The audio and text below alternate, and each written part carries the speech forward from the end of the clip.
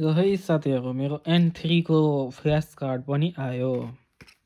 अब यसलाई अनप्याकेजिङ गर्नु पर्यो। अनप्याकेजिङ गरेँ मैले।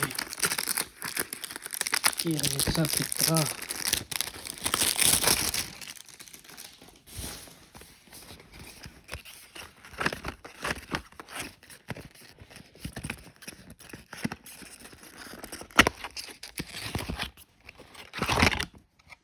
ल पहिला जस्तै यसमा नि 3वटा खान्जीको 3वटा त हैन, यसमा 2टै मात्र रहेछ।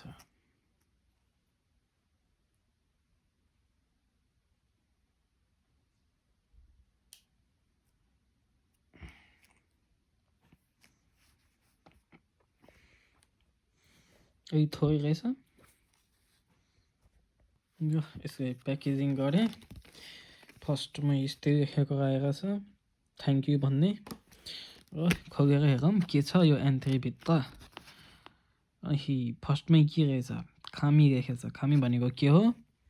गड हो। गड अनि के रहेछ अर्को? सिन्के भनेको नर्भ हो। एउटा सेन्टेन्स पनि बनाइदिइरहेछ, एउटा बुन बनाइदिएको रहेछ।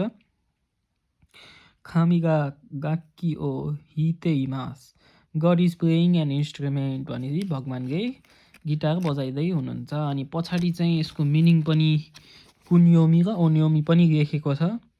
पढ्न एकदम सजिलो हुन्छ, हजुरहरू पनि अर्डर गर्नु होला है।